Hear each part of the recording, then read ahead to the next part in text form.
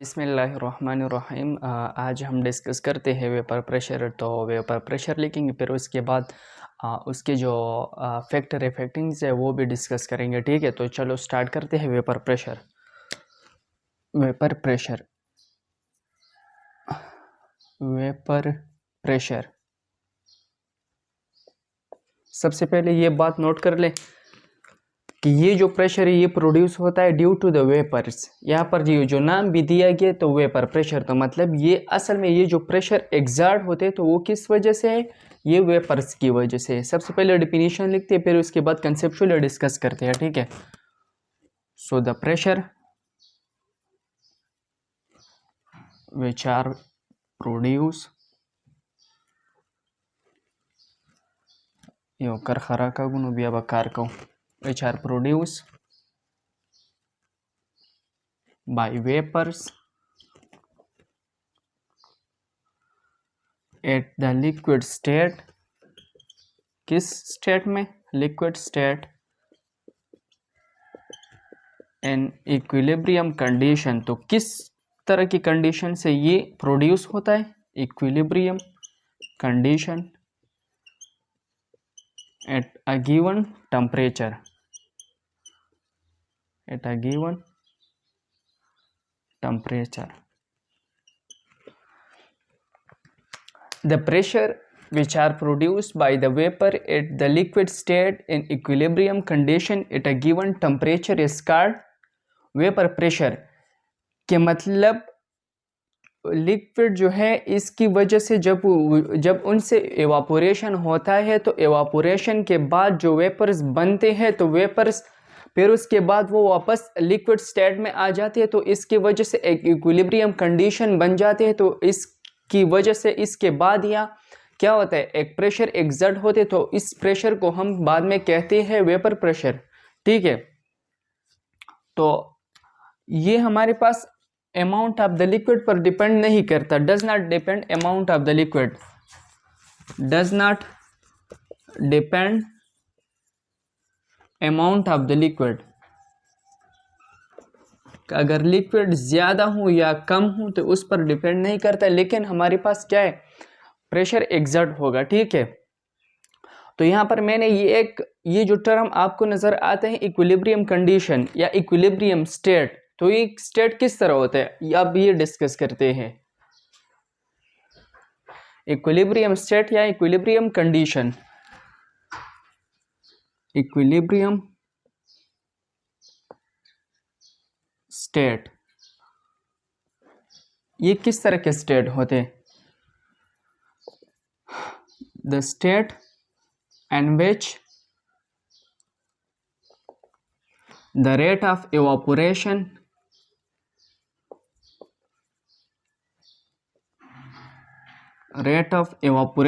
is become equal to the rate of condensation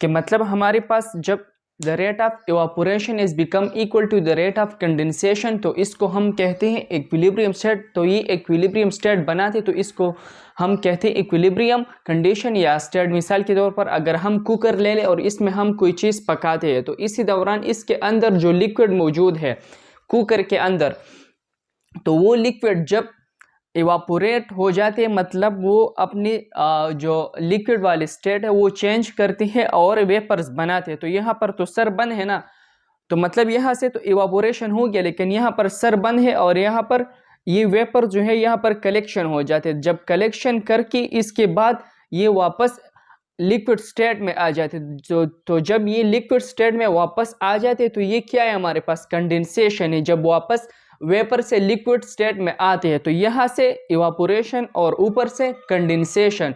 तो एक वक्त आता है कि the rate of evaporation is become equal to the rate of condensation, तो इसको हम कहते हैं इक्विलिब्रियम स्टेट। तो यहाँ पर एक प्रेशर एग्जर्ट होते या प्रोड्यूस होते, तो that pressure are actually the vapour pressure. ठीक है, तो वो क्या है हमारे पास? असल में वो वेपर प्रेशर होता है। ठीक है, तो अब हम करते हैं फैक्टर इफेक्टिंग इसके क्या है?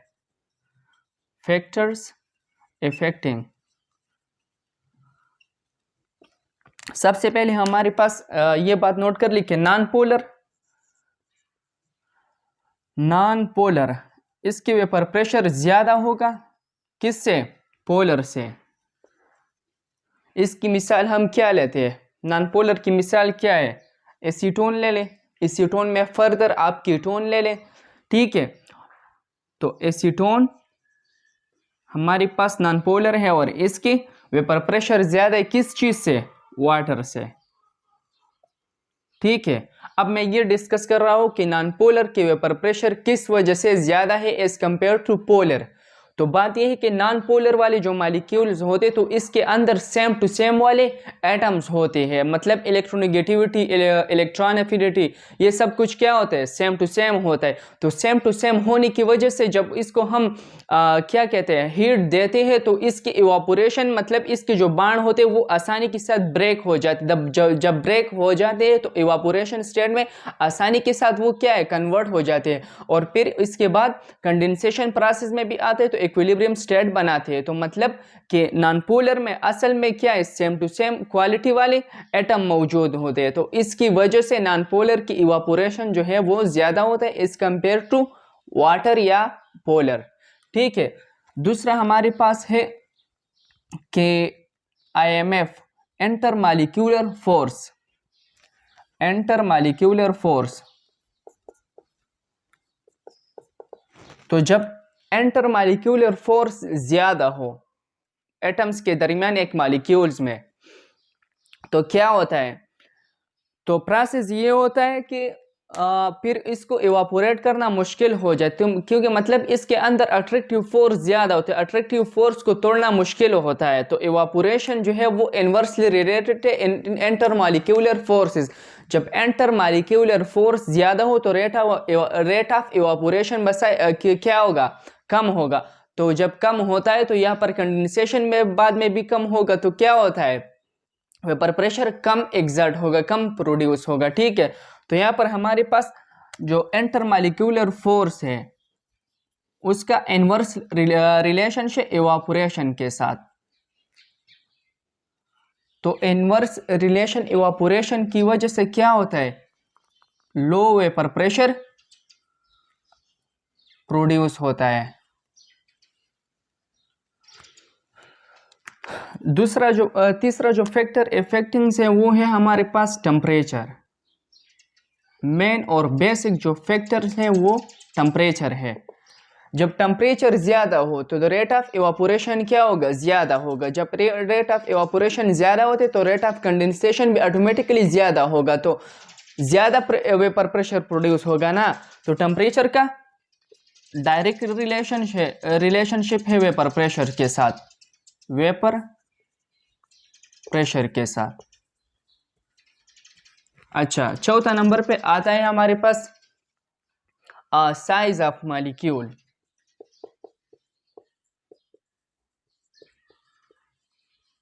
यहां पर देख लें, अगर हमारे पास एक मॉलिक्यूल है और इसकी साइज ज्यादा है तो इसको इवापोरेशन करना मुश्किल होता है, और एक मॉलिक्यूल है इसके साइज थोड़ा बहुत कम है तो इसको इवापोरेट करना आसान होते हैं। जो जब इवापोरेट हो जाते और बाद में कंडेंसेशन प्रोसेस होते इसके, तो इक्विलिब्रियम स्टेट आसानी के साथ बनते हैं और एग्जर्टेड प्रेशर क्या है?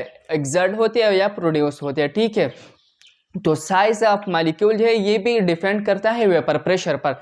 जब साइज ज्यादा हो तो वेपर प्रेशर कम प्रोड्यूस होगा, ठीक है।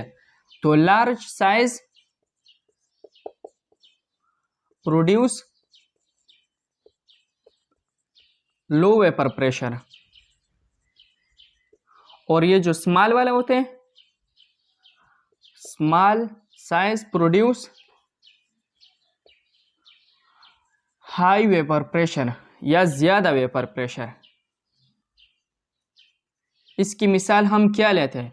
मिसाल के तौर पर हमारे पास दो अल्केन्स है। मिसाल के तौर पर एक हमारे पास पेंटेन है और दूसरा डिकेन है। तो एक 5 कार्बन वाले है और दूसरा 10 कार्बन वाले है। तो 10 कार्बन वाले तो ज्यादा है तो लार्ज साइज वाला होगा, और पेंटेन जो है 5 कार्बन वाले है तो वो तो स्मॉल साइज वाला है। तो क्या होता है? तो ये पेंटेन जो है इसका वेपर प्रेशर ज्यादा होगा डिकेन से, ठीक है। तो पेंटेन की जो वेपर प्रेशर है वो डिकेन से ज्यादा होगा। ठीक है। अच्छा, अब हम कुछ ना कुछ बेसिक जो एमसीक्यूज है वो डिस्कस करते हैं वेपर प्रेशर से रिलेटेड। ठीक है। तो सबसे पहले ये बात आता है वेपर प्रेशर में कि vapour pressure amount of the liquid इस पर डिपेंड नहीं करता। अगर अमाउंट ज्यादा हो या कम हो, लेकिन वेपर प्रेशर क्या है, प्रोड्यूस होगा। ठीक है। तो डज नॉट डिपेंड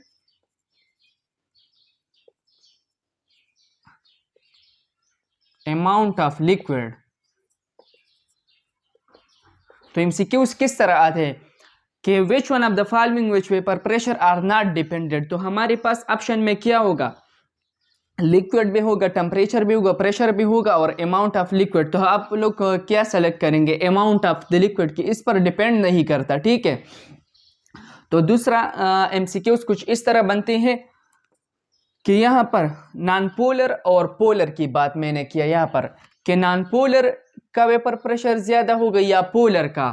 तो नॉन पोलर के जो वेपर प्रेशर है वो ज्यादा होगा पोलर से। ठीक है। ये भी हमारे पास एक एमसीक्यूज होगा। तो फिर इसमें फर्दर इस तरह की एमसीक्यूज भी आ सकता है कि कीटोन्स के जो वेपर प्रेशर है वो ज्यादा है या कम है वाटर से। ठीक है। तो वो ज्यादा है। कीटोन के फार्मूला आप लोग जानते हैं कि नहीं, CH3 C double bond O CH3, तो ग्रेटर देन H2O। ठीक है। अच्छा, तो फिर हमारे पास एक और एमसीक्यूज भी है स्मॉल साइज और लार्ज साइज वाले। ठीक है। तो यह भी इस तरह भी आ सकता है कि हमारे पास एक ईथेन है और दूसरा हमारे पास प्रोपेन है।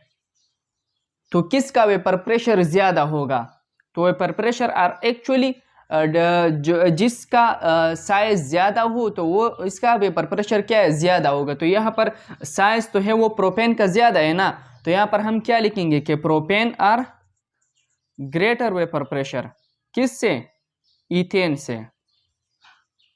ठीक है।